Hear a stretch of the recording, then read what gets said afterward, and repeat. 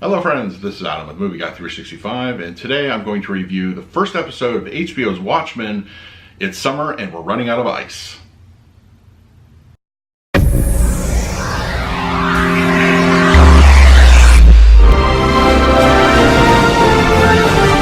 If you're new to the channel, please hit the like button, subscribe, hit that bell notification. I put out videos every single day. You can also find me over Twitter and Instagram at Movie Guy 365, as well as over at the Disney Magic Hour podcast. I will leave a link for that in the description.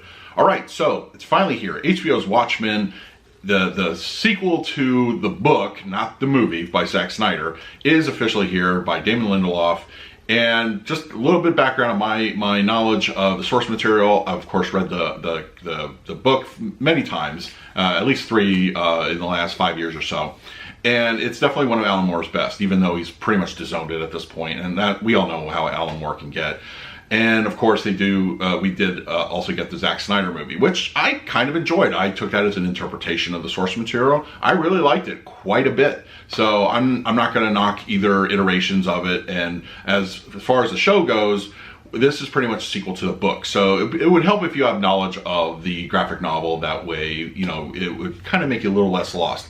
This is definitely not, I would feel, overly accessible to people that are completely blind to anything Watchmen. I think this is just one of those shows you need to have some knowledge. Even if you just watched the Zack Snyder film, I think it'll kind of get you at least halfway there.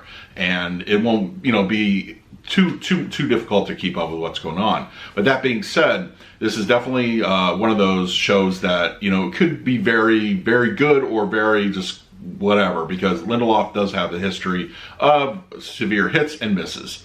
Now, I personally liked The Leftovers. I thought that was it was a bit of a slow burn, definitely, but by the end, it was such a heartfelt series. I felt it went away way too soon, but at least they were able to wrap it up in a meaningful way.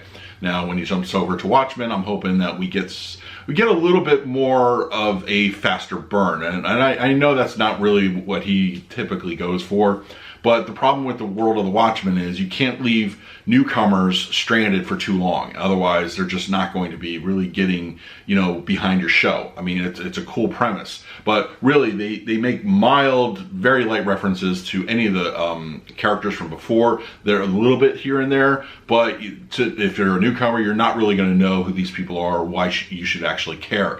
You know, there was a group called the Minutemen. There's a group with Watchmen. And that taking place in current times in an alternate history world, it can be a little bit of a lot to just kind of ask for the viewer.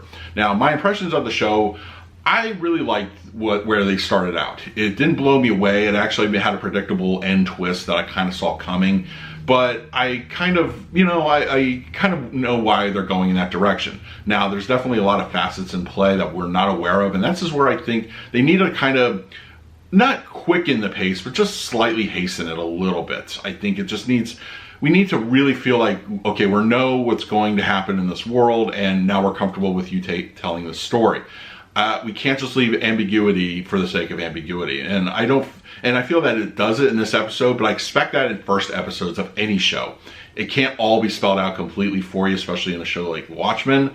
But I think we need to kind of know more earlier than later, I think. I'm not sure exactly how many episodes the first season is. I'd imagine between 8 and 10 is probably HBO's go-to at this point.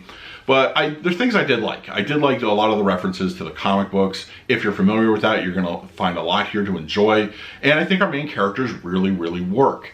I'm very, very much interested in what's going to happen. I'm excited. I think at the end of the day, I'm very hopeful that this show is really going to be something. I just need to feel more, aware of what's going to be happening, as opposed to like, oh, we're just going to have a long drag out like The Leftovers.